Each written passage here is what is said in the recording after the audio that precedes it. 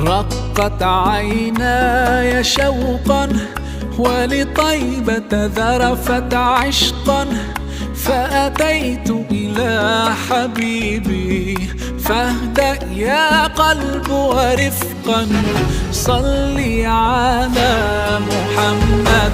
السلام